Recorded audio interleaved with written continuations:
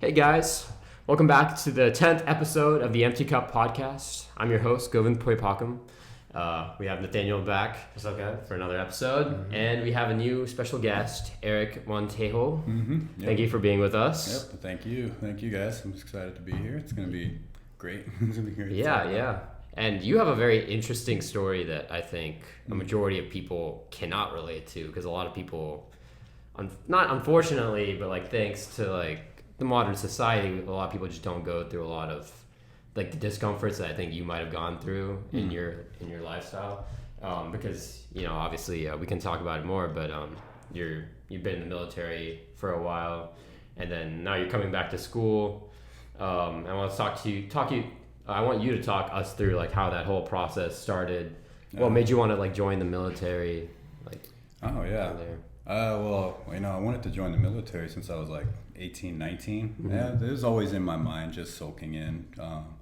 Just didn't know really. I was kind of lost. Didn't know what I wanted. Like after high school, I was like one of those football jockey guys, like just always like thinking about football, but I wasn't thinking about like the next level. What was the next chapter in my life? I was just. So when that time came, I was completely clueless. Had no clue. I had no intention of playing football afterwards. Like, I think I hurt myself at some point, and when the season, and I just knew like, there's no way I'm gonna make it past that. There's no way I'll make it pro or anything. So it's like, why bother? I got out, and I didn't join the military till I was like 23 years old. Yeah. So I got out, decided to live on my own, decided to, I wanted to just figure it out from there. It was then where I knew I also wanted to be an engineer. So I did part-time school, worked myself through it, and I just didn't have the discipline either. So like 22 years old came, I think one of my buddies had just joined the Army, and he was in the reserves. So he came back home and he talked to me. He's like, well, why don't you join the Army? And it's like, honestly too, Army was not my first decision, because all I heard about is like people getting blown up and stuff, and generally people dying. That's the big thing that you hear when you're a civilian. Like, people die, and you usually see Army people, and you're like, well, I probably don't want to go there. I kind of want to live. Mm-hmm. That's the blunt truth. So I was thinking about Air Force first. I think I wanted to be a pararescueman. So special operations, basically a medic in the Air Force, and I was like hell bent on doing it. I got myself in shape. This is basically when I was like 280 pounds. I was completely overweight too. So you said 280? 280 pounds. Yeah, I had let myself go a little bit after high school. But yeah, I did that, lost the weight, was ready to go in the Air Force, and my recruiter just told me, he's like, hey man, you're too fat for the Air Force. It's Straight up, he said that. Yeah, in case you need to to know, I don't look the same as I did when I was 22, like around that time, but I weighed the exact same. Mm-hmm. Like I was 220 pounds, and I was still a great runner, which I'm still there. I'm still like physically there.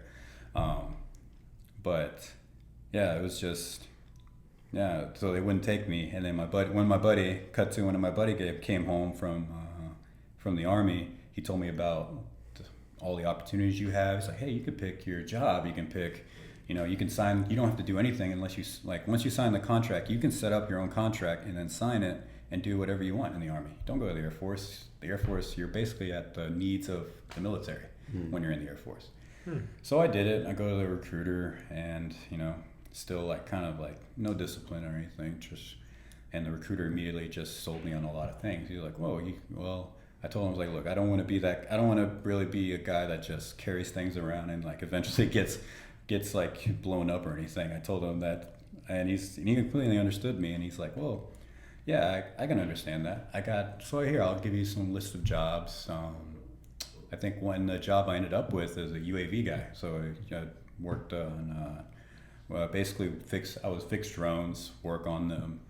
And that was going to be my job for 6 years. But then he also, had to entice me with the special stuff, the things that every kid wants to hear. Mm-hmm. It's like, oh, well, have you ever heard about Rangers before? And I was like, no, I never did. And he's like, oh, you ever seen Black Hawk Down, or like, have you ever heard about special operations? It's like, yeah, I know about PJs. He's like, oh, well, then this is something you'll definitely like.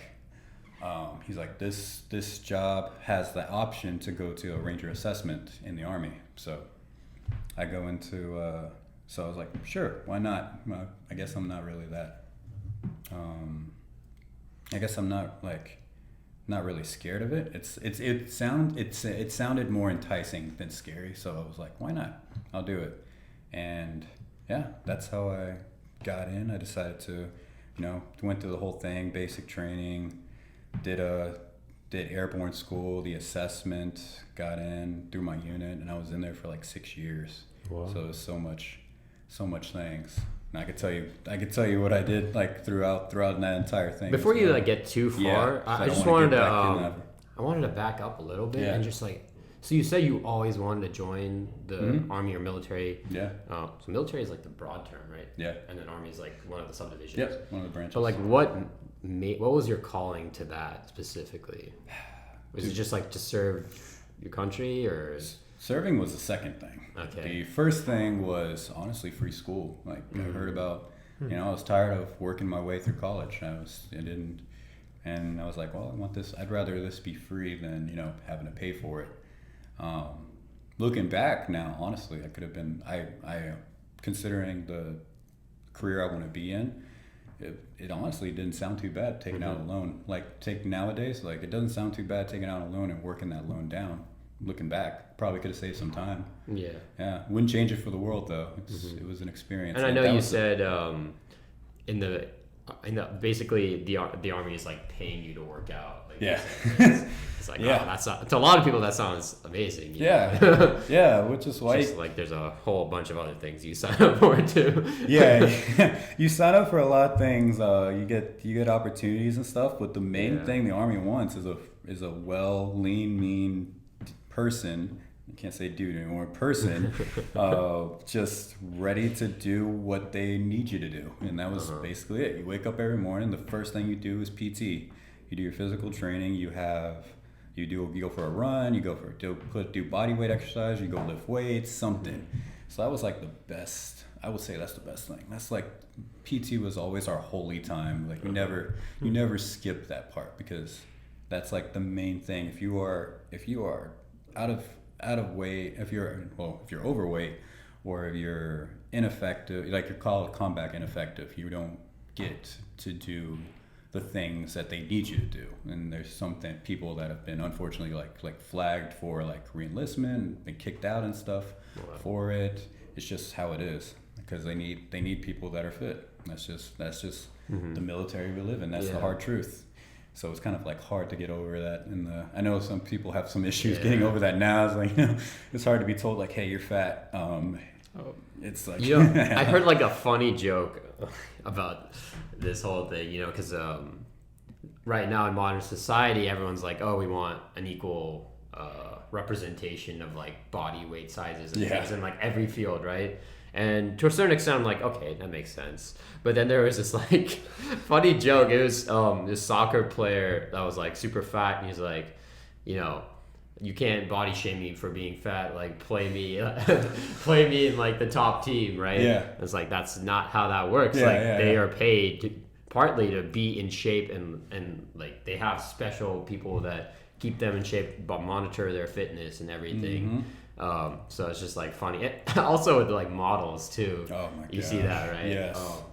Because it's like, I mean, that is a little bit superficial part of society, right? But yeah. But we don't need to get into that today. We call those show cards, basically. Yeah. They look. It's nice to look at, but it's more of like a, it's just that's it. That's all it is. It's nice to look at. Yeah, but like especially in roles like the military, like athletes, I don't know, the whole body positivity thing doesn't really have a role there. It's like, I mean, it's frowned upon. Obviously, the military have their rules. They're like, all right, you're not supposed. Okay, don't sell someone they're fat. Obviously, there's. Really? They can't say that? It's a little bit softer now, so you can get reported on if you. When did that change? You think?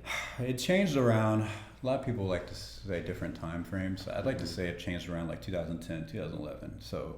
hazing's a big thing in the Army. Is that just between peers though? Because just from what I've heard, like from my friends about their experience in like basic training and with like instructors and their superiors, like do they have to dance around those guidelines too? So there's guidelines, but again, they're more of guidelines. Like they're written there to take all liability of the Army away. Like take all the liability that lies on the Army like away. Like if someone says something, the Army's not liable for it, you know? So it's generally there to, you know, you're not supposed to say that, but I mean, most of the time people don't really care. People don't give two cares at all. It's just, they'll say what they want. Drill sergeants, you know, I remember at basic training, they would say that all the time, you know.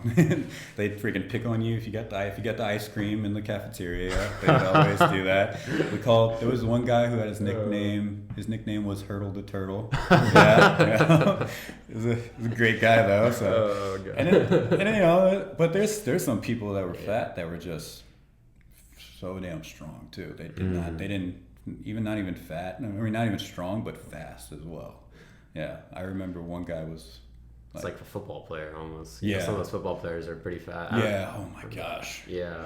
There's like 300 pounders that are just so damn quick, and I'm like, I even understand. Like I've been humbled before, and I'm like, I understand. Like there's some people that I was like, all right, I don't want to mess with that guy, or even chick. Like I said, the volleyball lady, the volleyball chick that's like 5'1". I know better than like who to mess with.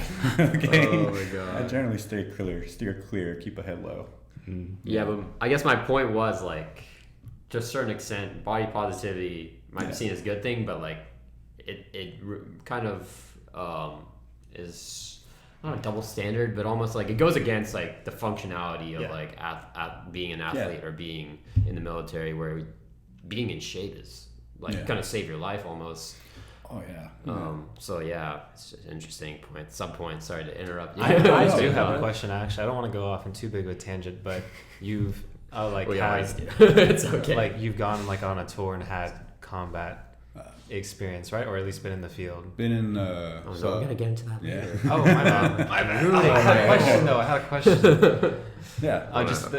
Would you say from personal experience, like being physically fit, like makes that much big of a difference in the field in terms of like, you know, protecting yourself and your brothers in arms or comrades, whatever you want to call them. Comrades. Different country, bro. Yeah. A little bit. Yeah, yes it does, but no it doesn't at the same time. Because before it used to be like, this is like World War II era, and maybe a little bit, maybe we can say a little bit further, like Vietnam era. Like it was a lot of patrols going out. It's you holding a big rucksack on your back, like, and you having to go miles upon miles. Like nowadays, like I hardly know a time where someone's like, yeah, we had to walk like about 10 clicks just to get to our areas. Now there have been some stories I remember of some of the other guys that were in regiment that talked about it. Like some people had to hike up mountains and stuff, like, and they were out of water. They had to drop gear by the time they even got up. But most of the time nowadays, it's more of especially for someone like me, because I was a UAV guy. Like I didn't have to kick indoors or anything. I had to go basically just either fix my bird that's back at our little camp, or go out and actually fly a little drone. That was it. That was it. Which I call a great career, because I did not join the Army, because that was another big thing for me too. I did not join the Army to like shoot at people. That was the biggest reason why I didn't join. Oh really? Yeah, PJs were combat rescue people. They go in. PJs? Pararescuemen. Oh. So yeah. Do you consider yourself like more non-violent or? Oh yeah, definitely. Well, I know like some people I guess have like reservations about like willing to kill somebody in combat. Yeah. Or at least pull the trigger in somebody else's direction. Yeah. And that was something you didn't plan on doing. Yeah, that's never an intention. That was because I will be glad to say it truthfully, like I have not like directly killed anyone. I'm glad to say I have not, and but it's just like one of those things where it's like, how do I say, like people, I don't know, it's like different kinds of people that have like, because in the military is a lot different. You can't have the hard truth is you can't really have sane people. Like you have to have people like willing to actually end someone's life, and it's kind of rough because it's not something that a sane person would think of. They don't. That's like, because like most of the people, I would say, unfortunately, most of the civilians don't think about that. Which, I mean, why would you? You live in a society where you shouldn't. You shouldn't think like that. And that's where the transition stuff happens too. Whenever you go from something like that environment, that culture where you like learn how to shoot something, like easily picking up a gun and just firing it down range, and then coming back home and you're just like, well, I can't really do that. It's frowned upon. like you're willing to do it when you're in, but then when you come back out, you're like, well, heck, I can't. You can't really have that mindset anymore. Mm-hmm. And there's people that have done like crazy things in deployments, and then they come back home and they just can't transition. There we go. Mm-hmm. Yeah. So it's kind of rough, but yeah. That kind of answers your question. Yeah, for sure. Do you think like what you get out typically outweighs what you give in, or do you think it depends on the person? It always depends on your experience. Like, what can you like go? Like, I'm just saying, like, I guess was it you said you didn't regret your decision, mm-hmm. So yeah. I'm guessing what you got out of this experience has been good for you. Oh, it's been over, whatever you had to sacrifice or whatever it caused. What kind of we can talk about PTSD too. Oh, yeah. I know you said you had some like thoughts about PTSD. Like, I think I remember you saying like how it's portrayed in like movies and things is a little bit like exaggerated and. Yeah, so it's not something that happens all the time. It's things like simple. It's in the military. You're taught to like basically look over a lot of things because you can't have we're in the military. You're basically sharpened to be like a tool that doesn't like really feel. You're taught to think. I will say that you're taught to like always adapt because like if you look at any military training, it seems like everything you go through is not about doing the correct mission or doing the correct plan of action, but it's like adapting to what if this failed, what if this failed, what if he dies, what if he dies. It's always like that. So you're always thinking about failures. To go back and then and going back for PTSD is let me see, how was I going to connect that one? Yeah, so going back, it's more of like, let me see. Hang on, I'm drawing a blank here. We can come back to No, I just, mine went blank. It's the end of the week and everything. Yeah, mine's fried a little bit from classes. Yeah, so, but let me see, I'll just go back and then I'll probably figure out what I was trying to connect. Yeah, but like I said, PTSD is not a thing that happens all the time. It's not happens like frequently. It's not like you have bad dream, next night bad dream, midday bad dream. It's like okay, there we go. It's like something that's just mildly may have happened. You're like, did that really happen? Like, nah, it probably was nothing. And that's a lot of like things that the military has taught you where it tells you like, hey, that's nothing. That's nothing. Carry on. Try to move forward with that. And it's like it's small, and it can be small things or it can be big things. Like I'll be like, what are you thinking right now? It's like oh, I'm thinking about like how many windows there are in this room, and it's like, is that normal with generally someone? It's like, no, not really. Yeah. It's like how many exits are in the building. Like, did you one of the things that actually a funny thing, one of the things that my girlfriend loves to do whenever we go to restaurants or something, go eat, she always likes me to sit facing the door because I never really have my back against the door. Like even now, like I like kind of like leaning towards this because I like at least having like a good clear view of like what's behind me. So that's like small things like that. That's like, and people don't realize like that's, especially people that got out, like that's part of it. That's all part of the anxiety that you can get from it. And it's hard to talk about it because you've never talked about it before. It's a little bit it's a good thing and a bad thing. It's good for when you're in, but it's bad when you're out. That I will say that it's a tough. It's where it goes back to the whole tough transition. So it's not many people understand you, because you have such a big culture here, and then you move away, and you're like one thing is being in a city, because you don't run into many veterans. Like even if you do, like some of them are so far removed, or you don't hang out with them much. So, but I will say that Georgia Tech does a pretty good job right now trying to connect veterans together. Oh really? Oh yeah. Yeah, I mean they got their own. We got their own representative. We got our own little area where we can all hang out together, where we can meet each other. Where is that on campus? That is. Let me see. What's the buildings?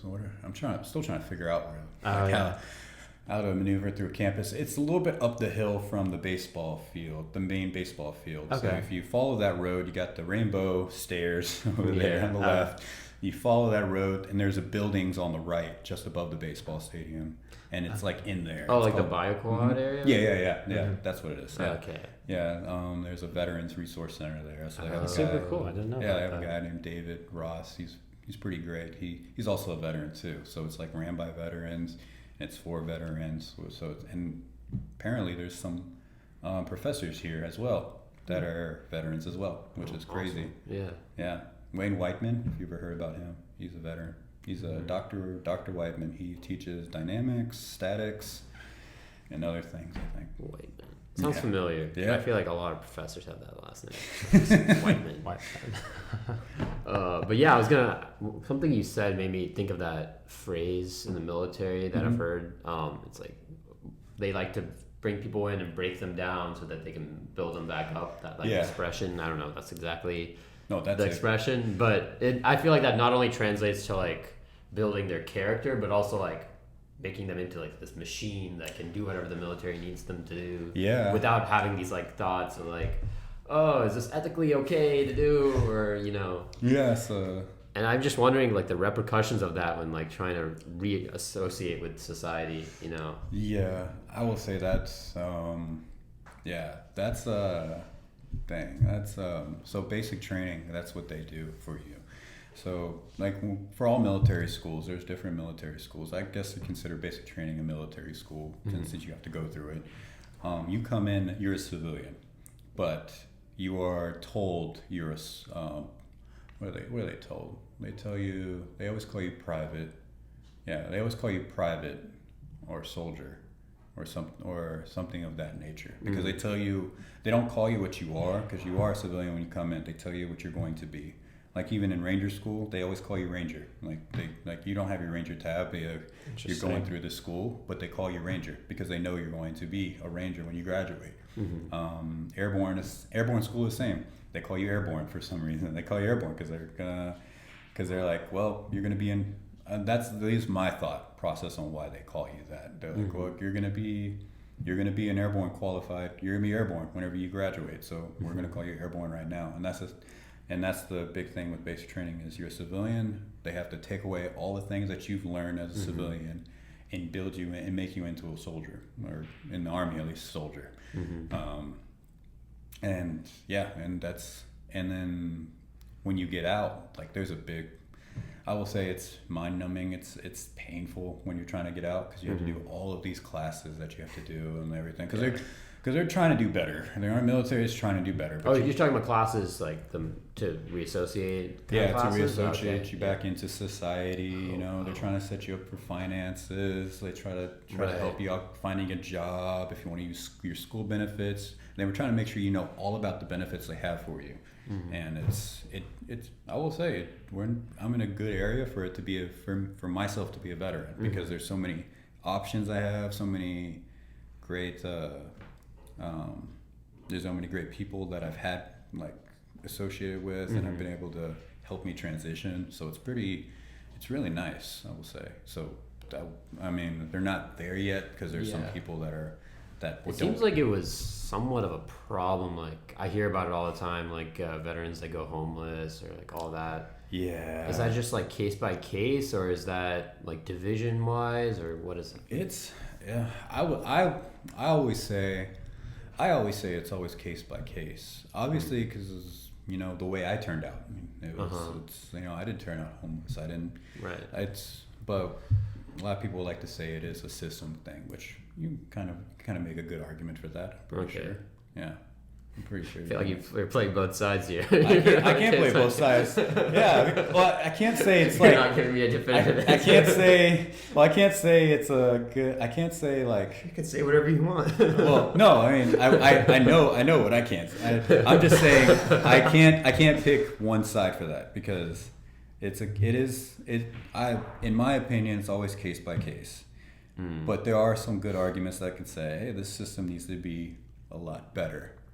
I'm pretty sure a couple of my friends could probably say, hey, this system should be a lot better. I mean, but then, you know, and I can be like, oh, yeah, I definitely agree. Everything can always be a lot better. Like, what do you mean by a lot better? In my case, I'm just like, well, you know, you dealt with your cards. You gotta freaking use them how you please, and that's why I'm like, you know, it has to be case by case for me. Yeah. That's my firm belief. If I were to pick a side, it'd be like that. My firm belief is it's case by case, but there's still open discussion for why the system could be a little bit better. Could be better. Yeah. If that's a good answer. I'll take it. And one thing I remember we talked about this briefly, and it kind of baffled me because I had no idea about this. But you were saying that a lot of people, it's surprising how many people just like die or get injured in training even. Oh, yeah. Yeah. And you say a lot of time it's just like random things you can't really prevent. Yeah. Almost, yeah. Almost can't prevent. Almost. So there are yeah. Like, I think truck rollovers have been probably the worst. Vehicle rollovers. So, like... How does that happen? Just, so these off-road... like I said, these are all based off of my opinion. But these vehicles,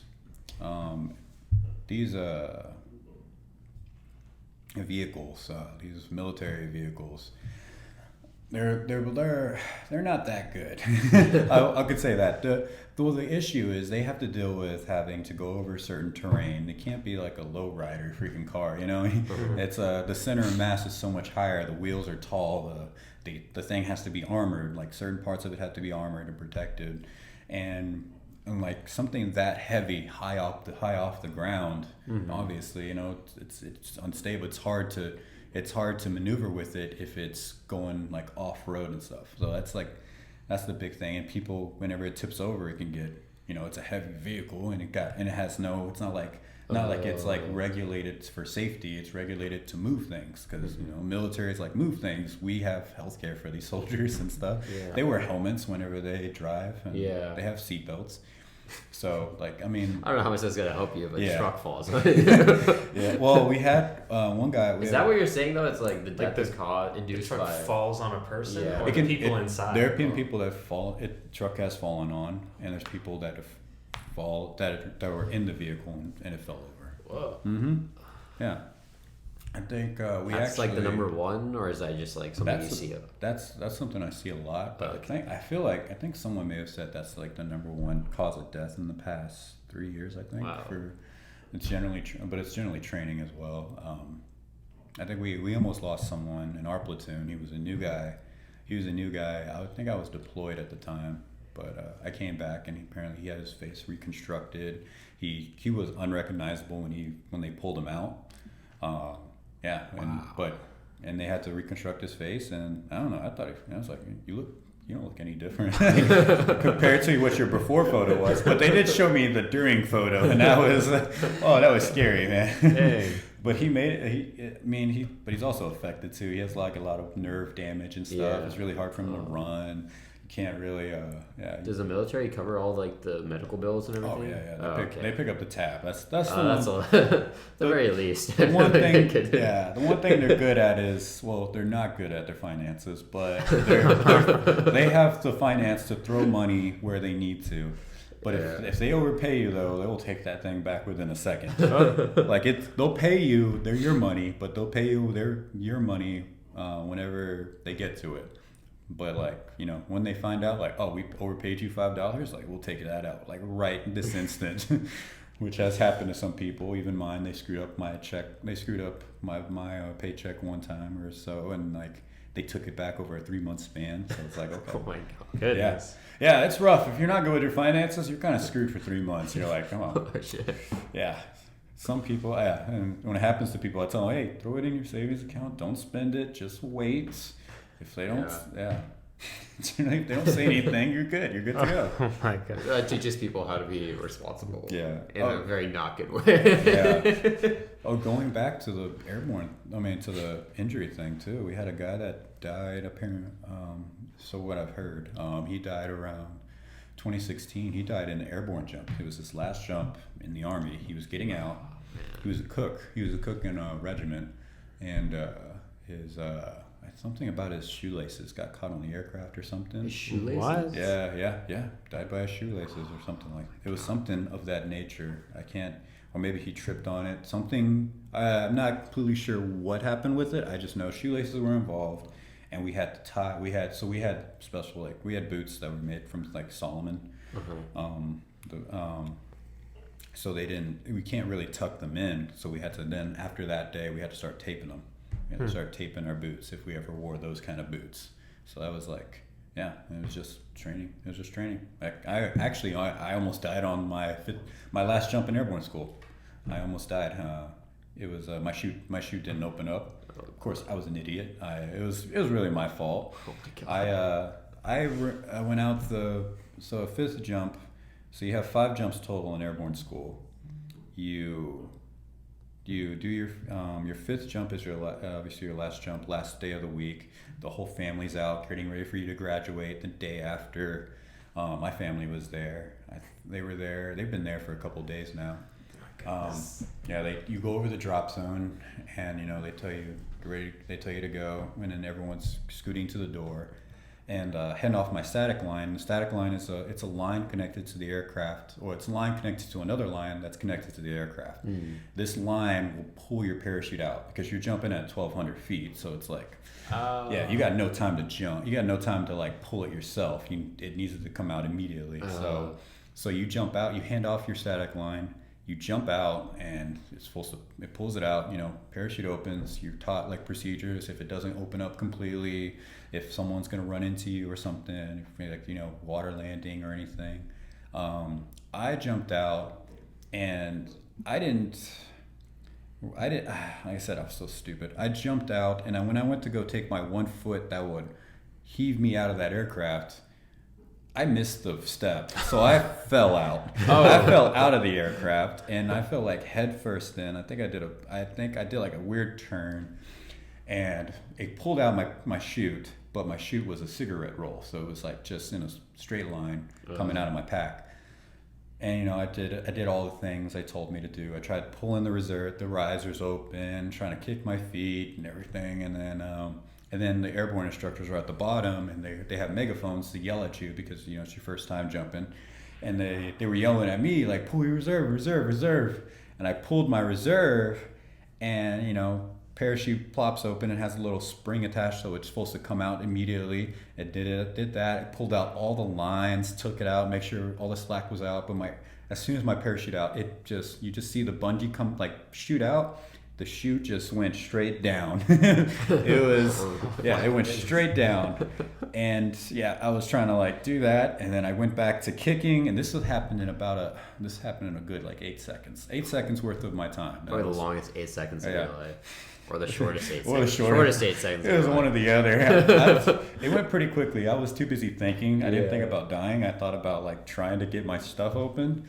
And then they said about 50 feet before I hit the ground, maybe 50 feet, somewhere, it was really close to the ground. My chute just opened. My main chute finally opened, and I landed pretty soft landing. So it was a pretty nice landing. But that was How far below do you think you were from where it was supposed to deploy? Oh, it's supposed to deploy right after you get out. So you jump out, you're supposed to start counting in your head, 1,000, 2,000, 3,000. At the 3,000 count, there's a whole you get a whole block of instruction before every jump, and you have to do it before every jump. It's It's the same thing as signing a waiver before you go into a gym or something. Yeah. Before you get a membership to a gym, basically saying we're not liable. This is the Army basically saying we're not liable. We went through the block of instruction before. So at 3,000, you're supposed to feel the tug of the parachute opening up. And if you don't, you have like your procedures of things you have to do if it doesn't open up. So yeah, that's the... And that was your 5th jump, you said? That was my 5th jump. Wow. Yeah. Yep. Ended my career with 21 jumps. So I have no incidences after that one. I made sure I was not stupid and did not miss the step. Yeah. That's something I think about a lot too, is like, how do people respond to situations where they need to have a lot of like critical thinking and like fast time in like a very stressful situation. Like, I mean, obviously in the military, you get prepped for that a lot. Yeah. And eventually, I'm guessing you get used to thinking under duress or stress or whatever. Duress, that's a synonym? I don't know. Yeah. I think that means the same thing. But like, I feel like the normal individual cannot do that. Like, weird example, but like school shootings, right? Yeah. People don't know how to think. I remember you telling me that like a lot of people will try to exit through the same door that they entered. Yeah, there's this phenomenon, I'm sure you're familiar with it, that like when people aren't mindful of it, they, in like a panic, in a fight or flight mode, they will automatically go to exit through the same door that they came in. So like there's been times in the past where like if someone who shows up intending to harm people, they just walk through the door that everybody entered in, and in the panic, the mob would literally run to them. Yeah. Oh, okay. Yeah, and it just makes me think like people just don't even think anymore. They're just like an animal at that point, just frightened and like what is that? Like your fight or flight response. Yeah.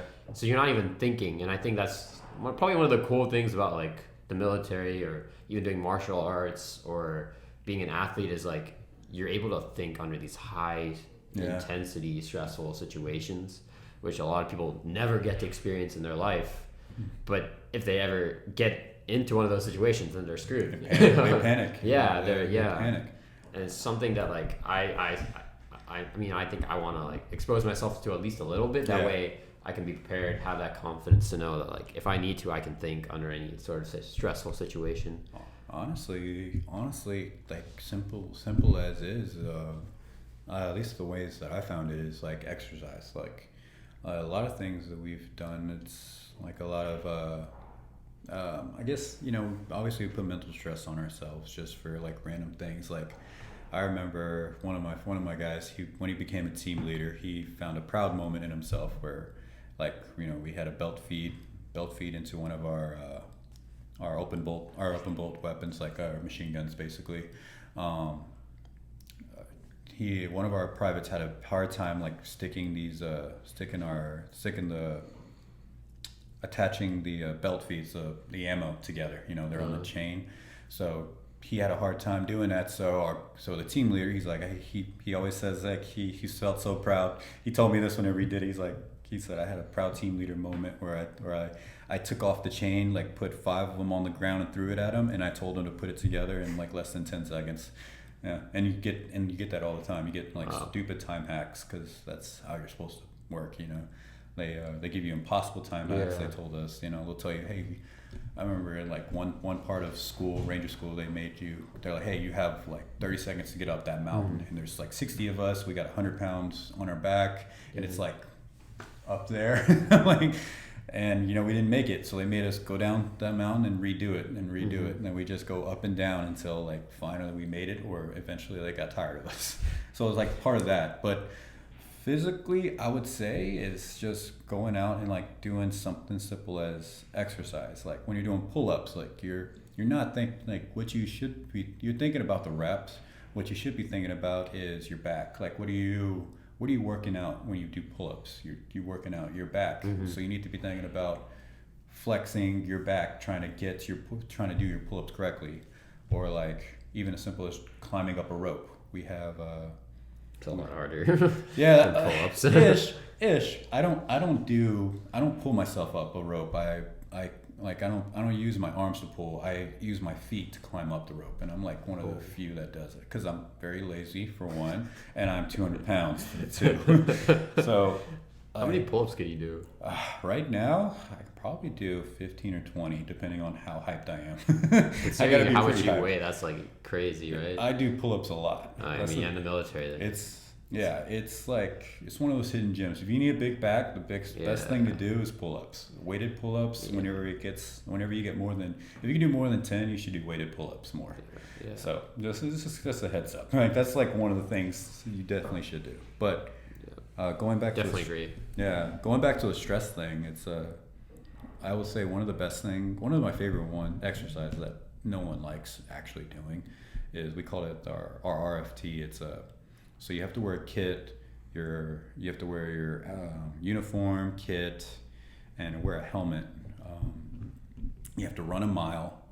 When you get back, you have to go up a caving ladder, small little ladder, then go up a rope. You have to drag sled. You have to drag a person, or not a person. We have like a dummy that we drag, but you drag them about 185 pounds. You drag them about 25 or 50 yards. I think maybe it was.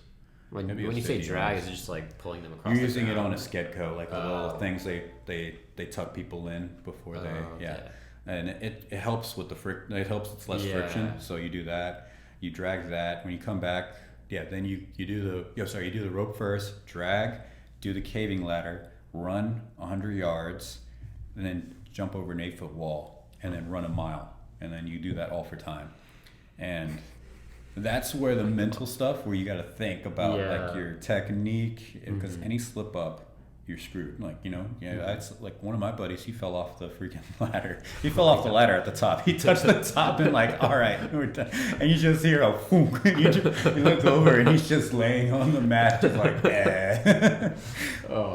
We said he did you just like give up at that point, or what? No, he kept going. He has to keep going. You have to finish it. He refused to say that he slipped. He likes to say he's a civil engineer. He likes to say that he took the more efficient route. But yeah, stuff like that. That's like simple. Oh, because you're supposed to come back down. Yeah. And you just. Oh no, you don't just go up and then like continue up. No, you come back down.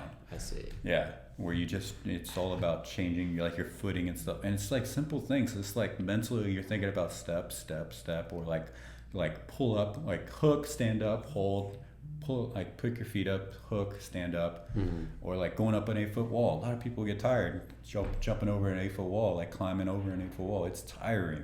It sucks. Is it like you have to like find the little crevices and like you have to jump? It's a flat wall. How do you jump? It's 8-foot wall. It's like, I mean, it's easy for me to say I'm 6'1", but as I was 8 foot isn't like super tall. Like it's not that tall. It's no, but you're jumping. You gotta grab. So you have to jump and grab it and then pull yourself up. It's a flat wall. Generally, it's like wood stacked on top of each other. Yeah. So there's little bitty little spots where you can like put your toe on, like your little part of your toe to help up. Yeah. But not all walls are the same. So you just gotta go up, hook your hands over the wall. And then just the hardest thing, do like a makeshift muscle up. And that's where it comes in, where you got to think like, all right, get up there. Don't think about how tired you are, how exhausted you are, because you're breathing heavy, dude. This is not an aerobic exercise. This is an anaerobic exercise. This is without oxygen, because you're heaving and hoeing, because you got a kit on. It's heavy. You're running with it.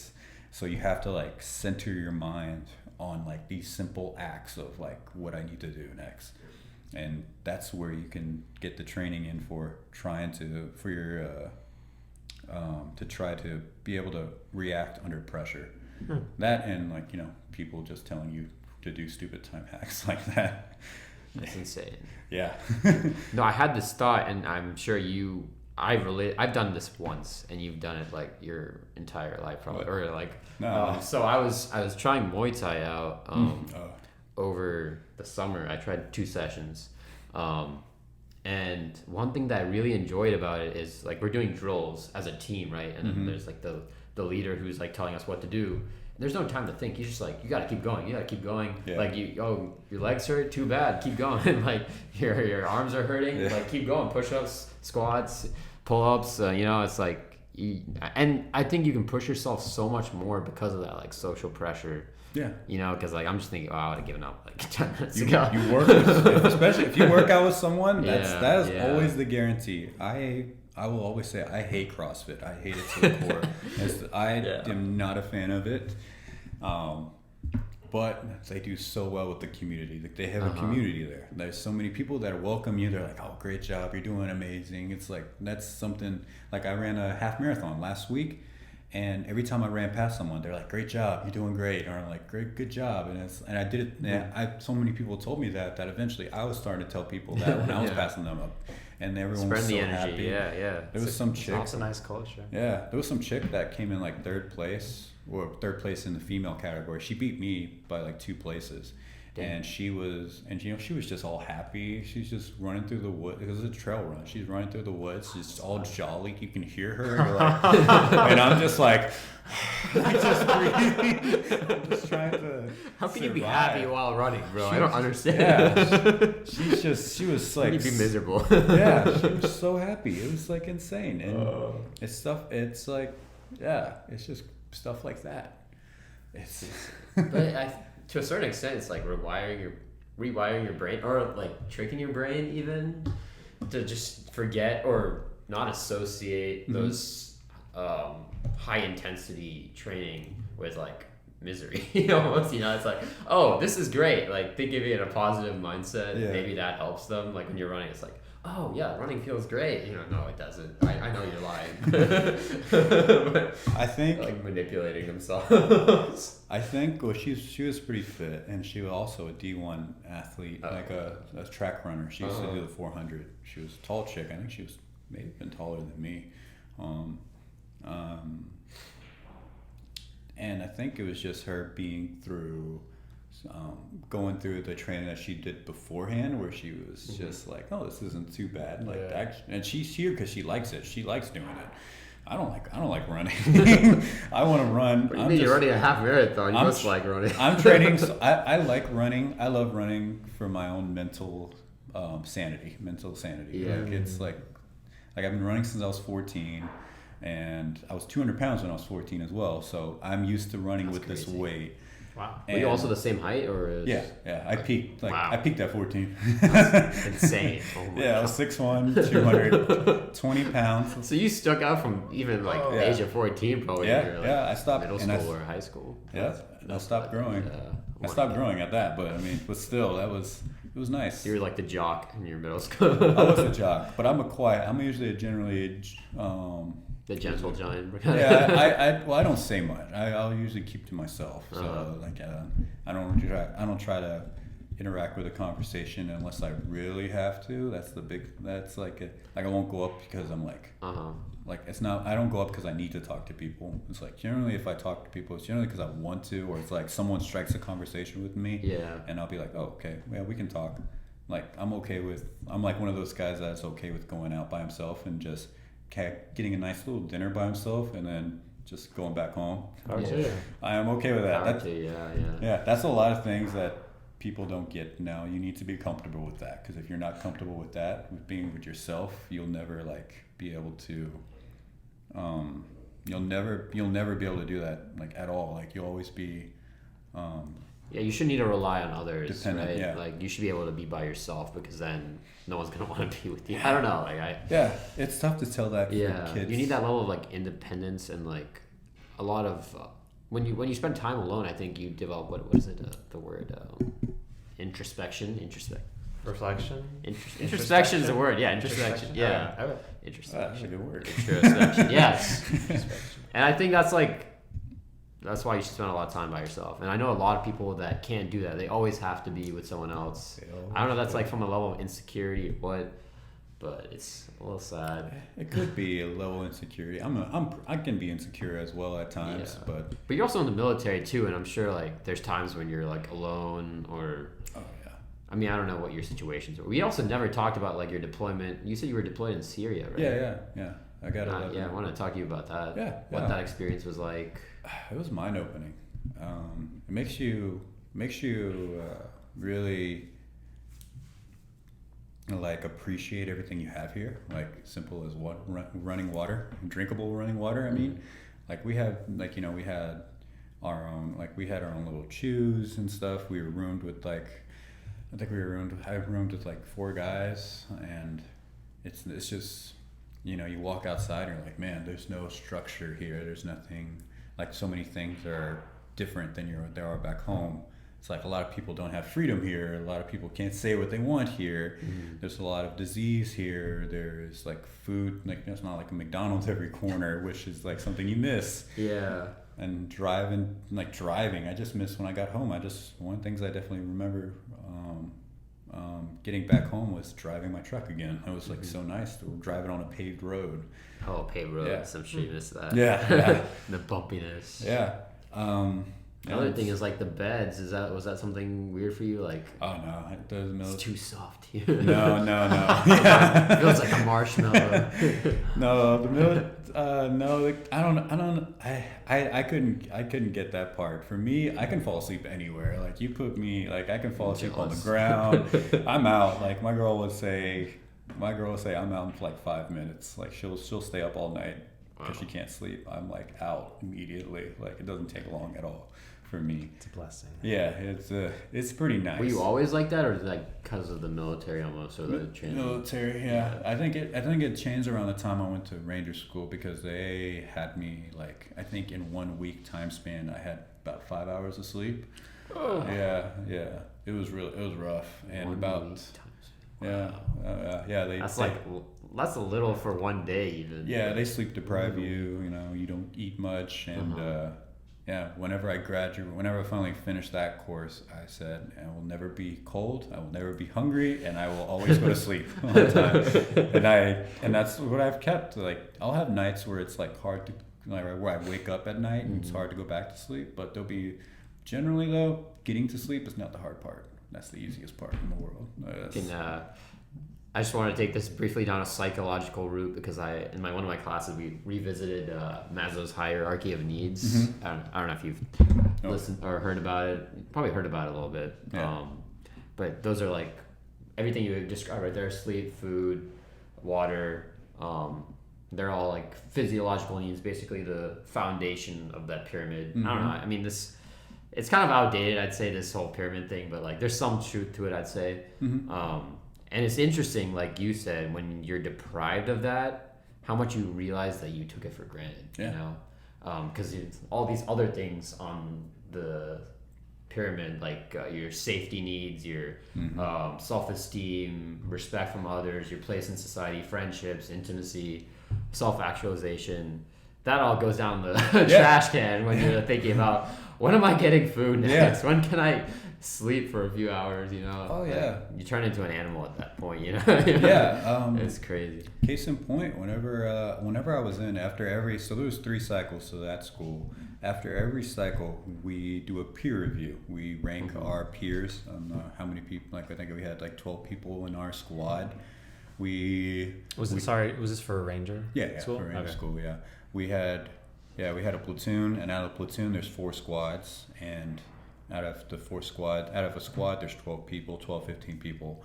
After every one of those phases, we would do a peer review. So we would do a peer review of those 15 people in our squad, and then a peer review of our platoon.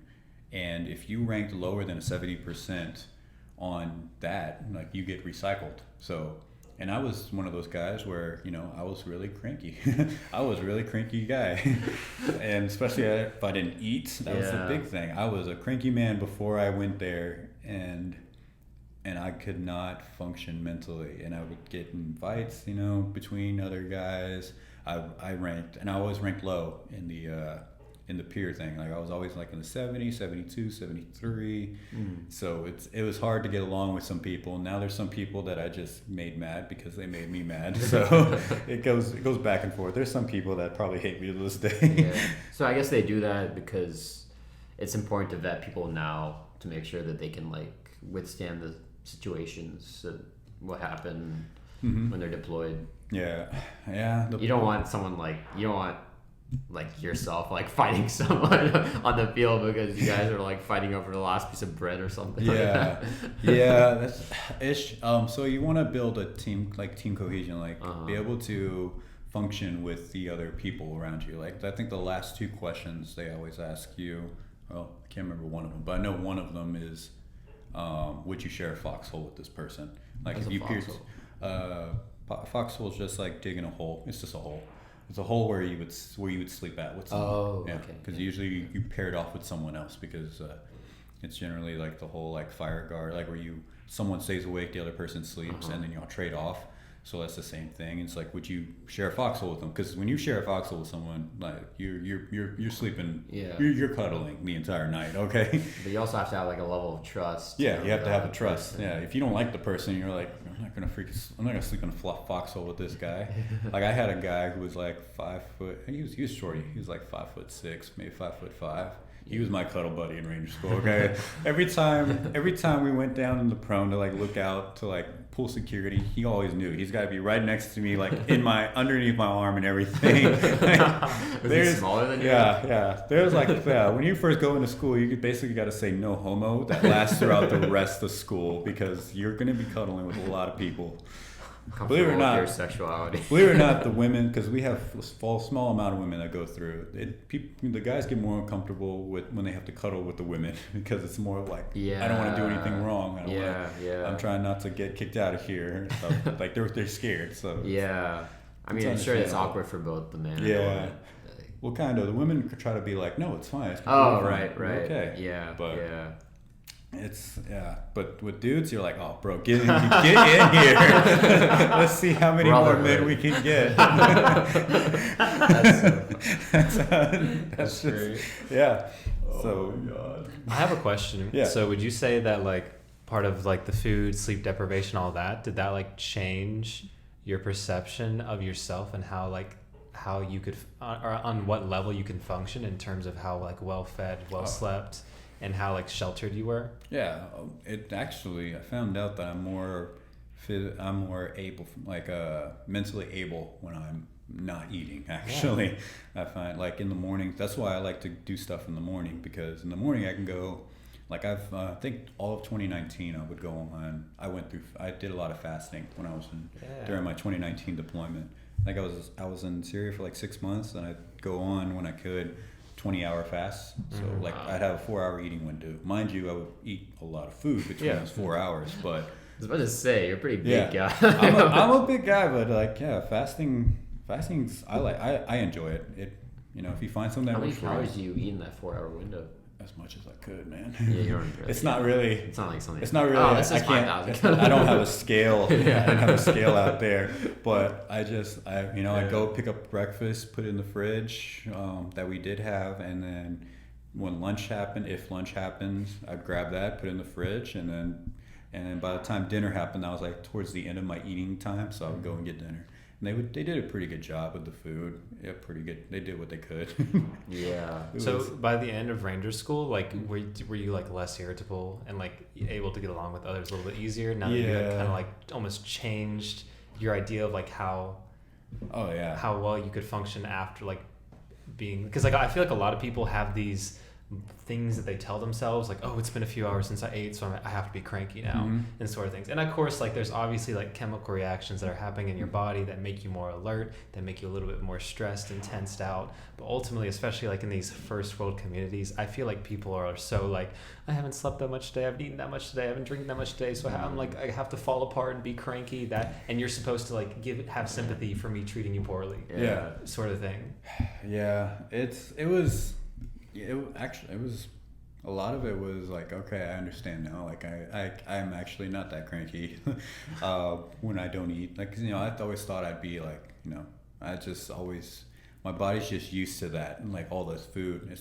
And it was a tough time to get used to it in school, but after school it was a lot easier. It was a lot easier. Mind you though, I did gain weight whenever I left school. Because when I left school, like, I was eating all I could. Like the biggest thing with all Ranger students, people that go to that school, is like if you look at their notebook, we have our little Write in the Rain notebooks, and it has like the funniest stuff in there. Like it has like The one thing most notebooks will have is all the food you're going to eat whenever you get out. All the food. And it's not even like I'm gonna go have a 5-star dinner and get some lobster. It's like I'm getting Little Caesars. I'm getting Little Caesars. I'm gonna get a pack of M&Ms. I'm gonna get chocolate milk and just go nuts. Chocolate milk. I remember picking up my friend from Ranger School. The first thing he did, he went and grabbed. So we have MREs, the little package stuff. It's like it's not good. I tell anyone if you have an option to not eat those, do not eat those unless you really have to. He came back as soon as we got back to our company, our building area. He went in the box and grabbed 3 of them and then walked off with it. Got in the truck, he opened it and just started demolishing them. He went ham on it. I went to 3 buffets in a 2-day span. Yeah, the first 2 days I was out. Oh. Yeah, it was around. Yeah, I usually go through a fat phase as soon as you come out, and then after that you're like, all right, it's time to get back into the shape now. Yeah, interesting. Yeah, which is funny. I didn't really because I didn't know anything about school. Whenever I got back, I didn't really know about food, the importance of food until after I got back from school. Yeah, I always just thought less calories, or eat a little less to lose weight. And then I did a lot of, how everyone does, did a lot of research, looked on YouTube, found certain people that tell you some facts and stuff, and they're like, oh, this is what a fat is, this is what carbs are, this is what protein is, this is what you should usually do, and that's how I ended up finding out about how what I should eat, how I should eat, and fitness routine and stuff. I wasn't really a muscle building kind of guy. I would do compound lifts bench, squat, deadlifts, and all that stuff, but I didn't really know what I was doing. This is where the maturity started coming in after that school, at least, where at least some of that stuff. I'm still immature on some things. Yeah, and so you finished your service or whatever, and you decided to come back to school. Yeah, well. How did that happen? Well, I made the decision to go back to school when I was in 2017 when I deployed. At the time I was dating someone that went to Georgia Tech. I also had joined a Coursera class because I was trying to figure out, because one of our aircrafts, it was a 400-pound aircraft, and it would take off by a nitrogen filled cylinder attached to this launcher. This thing would displace oxygen, pull a piston in, and by pulling a piston in, had a cable connected to these gears, and would pull the shuttle attached to the aircraft and just throw it off the rails. And I was always trying to figure out, I wonder what the force is on that. And I just randomly thought about that. So I signed up for a Coursera course, downloaded it, took it with me on deployment, and looked through it, and was doing the courses it did. It had quizzes and tests and stuff, had deadlines, and this was by a Georgia Tech professor. This is Dr. Whiteman. This is which happens to be my dynamics professor right now, which is pretty cool. Yeah, and it was just happened to be a strange coincidence that he was a veteran as well. But it was between those two because I'd always been around hanging out with her on campus, and I saw the campus, and it was always great. And then him showing me all of the what I could learn, and I made that decision in 2017 that I wanted to go back. Ranger School, it was in 2016, and I told myself, I remember I was on the top of a mountain, climbing up a mountain with this heavy pack, and I'm I'm not staying in the military. And so I made the decision then to not re-up, and then I made the decision during my 2017 deployment to go to Tech, and then took some classes over that course between 2017 and 2022, just night classes, some classes to get some stuff out of the way. Then I transitioned out, left to Atlanta, and went to Georgia State for a year, and then transferred into Georgia Tech, which actually it took me 3 tries to get into Tech. Yep, first try. I just did it until, because it's not like they're gonna be all right, you can only apply 3 times and you're done. You can, from what I know at least, I don't know if I actually almost screwed myself, but from what I know, you can apply as much as you want. Okay, so I applied whenever I could, and I got denied the first time, the second time, the third time I got accepted. but they had no reason to deny me on the third time. I was ready to raise hell at this school. What was the difference between the second and the third? The third one I finished. So they had a engineering program, like a prerequisite program. You finish all the courses at all the required courses at Georgia State. It transfers to Tech, and Tech recognizes that program. Like, oh, you finished all these prerequisites. You had this GPA. You're good. You get automatically accepted, or your high chances of getting accepted are a lot higher than a normal transfer.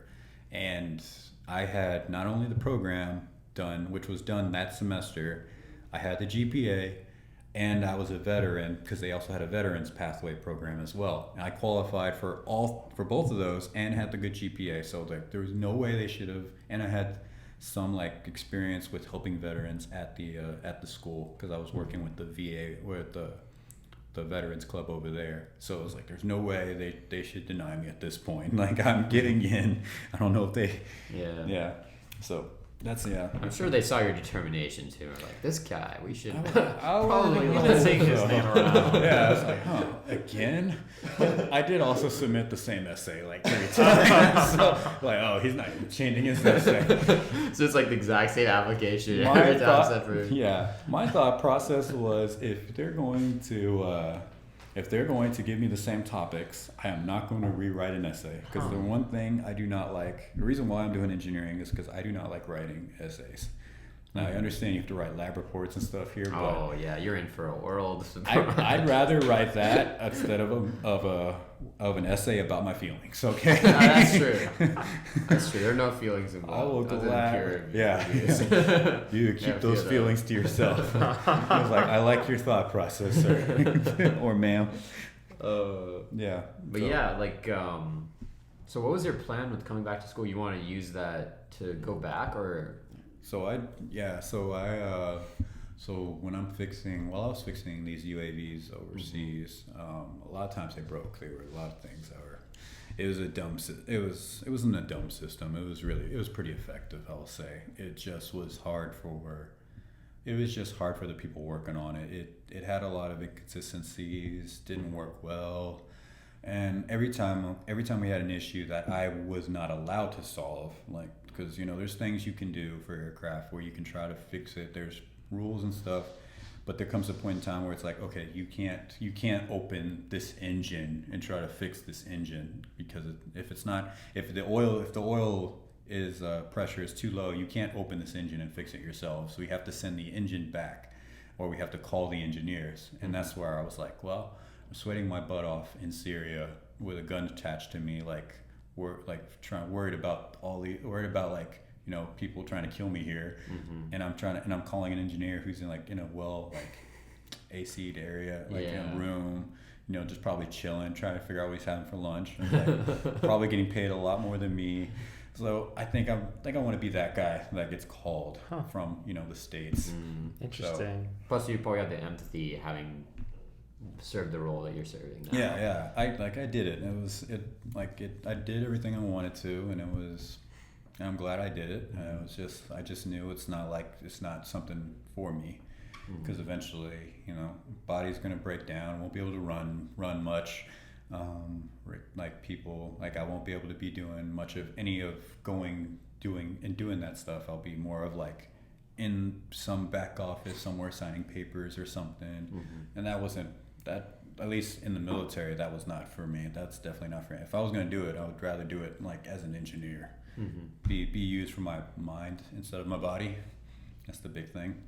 Always. Yeah. So that's the big idea for why going back. So being an engineer in the UAV world, mainly because military too is always they're trying to. I feel like they're moving more towards that than using foot soldiers now, because it's so much easier to send a drone to do things than there is to send a platoon of men to go to this objective and do all these things. While it's heroic and it's amazing that all these men do it, or people do it, or I guess soldiers or whatever, it's still it just makes more sense. It's the boring part of it, but it's the reality of it too. Rather see someone I'd rather see that than I'd rather see a drone do it or something like that than have like people do it and people die from it, which is kind of rough. Yeah. So, yeah, that's kind of my thought process around it. Yeah. What's your like perception been of like the college environment? College, especially at Georgia Tech. I had a question about that too. Like, how do you generally get along? Because I guess a lot of people are much younger than you. I don't know if I want to use the word soft, but this is like an engineering school. It's very like left brain, very mind oriented, and people I guess are like. But it's not even just that. It's also him being in a completely different environment where it's like they've like we were talking before. They were like re-engineering your mindset and your brain to like be in that hardcore mode.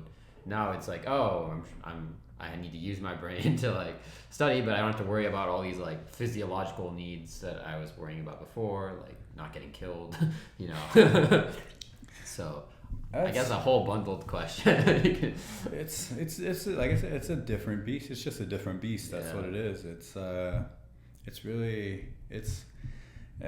definitely is different. It's mainly because you're attached to all these guys that you hang out with every single day. At least back in my platoon, it's the same guys all the time. It was like we curse each other out, we challenge each other to stupid things. Like we've done stupid things together. And you go from that just doing all that stuff to like here where it's like mainly it's on you. It's like your success based on you, maybe the people that you hang around. And a lot of these people are young. Like these kids are a lot more younger than the people I'm used to, and even like the mindset's a lot different. Like I had like the characters we had in our platoon are just out there. These guys are something else. These are the craziest people I've met in my life. But like here it's a little bit more conservative. I don't know. It seems like I haven't run into the liberal part of it too much, I will say. That was my big concern whenever I moved to Atlanta, was running into like the craziness that you see on TV and stuff. Like you see, like especially after 2020 happened, like all the like everything on the media with like in cities going on, like so I was a little worried when I moved here. But I really haven't seen too many things that bad. And the good thing is too, I generally connect with anyone that I usually talk to is usually a good conversation. Mm-hmm. It's not like, hey, I have my opinion, I hate you because you have a different opinion than me. So it's not. I feel like it wouldn't be on your end. It's usually most people in today's society being a little closed off to other opinions. So like, especially coming from the military, you've seen a lot of different opinions probably too. Yeah. And so also like the level of patience you probably get from the military too is probably valuable skill. It's really bad. Just like sitting there for hours. I've shot myself in the foot just with my patience sometimes, and it's really bad. You're saying your patience isn't good? Oh no, my patience is terrible. Like, I have terrible patience. When it's time to go, it's time to go. Like if they tell me to wait on something and they don't give me a clear reason to wait on it, I'm just sitting there like heart's racing. I was like, okay, what are we gonna do? What are we gonna do here?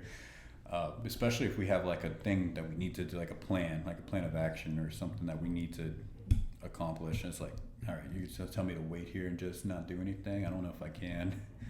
So, you would think you would have all the patience in the world, but in the Army, it's a lot of like waiting. Like the term is always called "hurry up and wait," where you run everywhere you go, and then you're sitting there for 5 hours waiting to do something. Like airborne operations in a day is like the worst thing to do. Like it's exciting when you're out there in the air, parachute is wide open, and you're like, thank God. You're like, but the lead up to that is awful. Especially like let's say get to that point where I'm out in the air. It's at 4 o'clock in the afternoon. There's a lot of things what time do you think I would have to get up for that to be at that point in time? I don't know. I'm thinking something crazy, like 4 a.m. or something. Yeah. I get up. There's been times where I've gotten up at 3 a.m. so I can go work out. I can get my workout in because I don't skip workouts. It depends. If I have to get up early, I will go to bed early. I will not stay up late. Yeah. That's for me at least. We would I'd get up early, do my workout, get my food. Then I have to go pack some food because I'll be gone all day. And then you go to to how I said the liability thing, where you get the block of instruction. They tell you exactly what to do in the air. You've heard it 1,000 times, and you do and then you do demonstrations, like to show them you know how to jump out of an aircraft, to show you know how to land, to show you know where to land, and that whole process is like an hour, and it's like outside, so you're already sweating. You come back. And then you're like, all right, sweet, we got a little break. We got an hour break. Someone go run and get pizza. Someone go run and get food. Someone stay here and watch all the weapons, because it depends if you're jumping with your weapon, which most of the time you were. And you have a rucksack on. You make sure everyone's rucksack is perfectly strapped up so you can put it on your chute. And then come back. Then you bus over. Then you got to put all the harnesses on. You got to put on your chute. And then you got to stand there, wait for a jump master to come check you, because a jump master, like they have it down to a science where they're like, all right, you got to run your fingers down this area, you got to check if there's any thread here, take the whole thing off, you're getting something else. Like they really ain't all about like how they check you. So you get that, and you're finally done. After you're done, you're not allowed to touch yourself. Like, you cannot touch your harness. Yeah, no touchy. You can take off your helmet, that's about it. If you have to go pee, like, either too bad, or you better hope a jump master is willing to go up there and take you to the bathroom. Because I've done that, because we have our rucksacks that hang from here, from our front side. So I had to go to the bathroom, so I wobbled to the bathroom. And jump master was right there. He had to unhook me. Pretty much, it was funny. It was like a flap. Like, he opened my ruck and like opened it like a flap. And I went in to pee, and he's just standing right next to me, just holding that for me. So most of the time you're just chilling there. You're on your phone if you have signal, and then you finally get to go jump. Then you get on the aircraft, and then Now there have been times where you get on the aircraft, you're standing up on the aircraft, you're attached to the harness, and you're standing there, doors wide open, but the ground, the airspeed on the ground is over 10 knots, or a ridiculously high knots. That's where it won't happen. Where you'll be like, oh, the winds are too high. We're gonna racetrack around, come back. Racetrack around, come back. They did that 3 times for me once, and if you're standing there with all this weight on your shoulders, you're just like, let me get out of this air. Like, you think you're scared of jumping out of the aircraft, but then you're just like, let's go. Yeah, but when you're standing there and you're in pain, you're like, let's just get out of here. Once you're out, all the weight shifts from your shoulders to that parachute, and that's so nice. That's the best feeling, is when you jump out, and mainly when you jump out and the parachute opens. But it's so nice, because then you're just like, thank God. Thank God, this day's almost over. And then you get back at like 7. That's an interesting thought. Like, things always seem bad until you put them into like perspective of like way worse things. And then it's like, oh, that was easy. Yeah. Like jumping out of an airplane, that might scare the living daylights out of most people, but like you said, like, oh, if you're like putting them through like the misery of carrying 1,000 or 100 pounds of like gear, then it's like, okay, get me out of this plane. I'm gonna jump out. and it's always a mindset, too. Yeah. It all depends on like what you think, what is your perception of hard, and how you can motivate yourself to get through this. Like, that's the thing. That might be a good episode title. That's developing the killer mindset or something. Something like that. That like changing your understanding of what's hard. Because I had a few friends who went through basic training, and we were asked what was like the biggest thing that you learned or realized over that time, and he was like, my definition of like what I considered hard changed. He's like, things I used to consider hard, he's like, no, that's not hard. That's not hard, Nathaniel. He's like, I've been through some hard stuff now. So he's like, a lot of things are much easier. You'd be surprised on like how it changed, like how much changes through your mind, especially because it gets to the point now. Like, at my point, I'm never like, at my point in age, I'm never like, I can't do that. Now, that doesn't mean I'm going to do it, generally my mindset now is I don't want to do it. If something is hard, I know I can do it. That's not the dilemma here. The dilemma is, do I want to do it? Do I want to use my time and effort into it? That's the big thing. That's where you start, like, I'd say that's the part of growing up now is not saying I can't do it. Like it's impossible to do it. And like you throw all that stuff out because it's not impossible to do it. You don't say that anymore. You say like, no, it's not worth my time. Like I'd rather not push myself for just this small reward. And also the reward is also another thing I tell you. It's like people like my biggest reward is always eating pizza. Like I don't work out so I can look fit. I don't try to be strong. I don't want to be strong anymore. I work out so I can still like have a decently good six pack, but still eat pizza. Like pizza, like if you have like something that motivates you, like any kind of motivation will work. That's one of the things I remember one of my drill sergeants said. He's like, any motivation is still motivation. If you sarcastically tell yourself like, oh, I'm going to go up this hill because, I can do it. It's like, well, even if you're not true to yourself about it, like true to the fact that what you're saying, if you can somehow like sarcastically tell yourself you can do it and that you're motivated to do it, then that's motivation right there. It doesn't have to be a good motivation, like, oh, I'm doing this so I can, have my, I can do this for my wife and kids or something. Yeah. Anything that gets you up that hill is just as effective as like something that's like special, like that other people would consider special. But this is something like David Goggins. I don't know if you've heard about David Goggins, but he talks about like motivation is bullshit. It's like really what you have to develop, like in the military, you develop a lot, and he was a Navy SEAL, I think. Yes, yeah. It's like the discipline to do things when you don't want to do them, right? Yeah. I mean, obviously, some people would argue like, oh, that's like some intrinsic motivation still occurring there. It's like pushing yourself to like be the strongest version or whatever the hell. Yeah. Stay hard, like he says. Stay hard. Yeah. It makes. I mean, yeah. So I don't know. I guess everyone. That's the thing I feel like most people are lacking today is actually discipline. Going to the gym when you don't want to. It's not about it's because it's not about like doing it one day out of the week. It's like doing it consistently. Consistency is the hardest thing to do. It's like anyone can do something in a second. Like, can you do that same thing over and over every day? Yeah. Even the days you're not feeling like you want to. I'm not gonna be honest. My legs are terribly sore right now, and I did legs 3 days ago. I was not motivated to do legs, but I had to find something to push me. I found, I'm not gonna skip something like that. I'm not gonna wimp out and say like, oh, I'm not gonna do that. Why the heck would I do that? It's like no, you're gonna do it, and it's gonna feel great. I mean, great as in like I did it. And it feels great after you do it. Yeah. It's like community service. It kind of sucks while you do it, but you feel good about yourself. Yeah, you feel good about yourself afterwards. That's not my joke. I stole that from a comedian. Was it Sam Morrill? Yeah, you know Sam Morrill. Yeah, but good for me.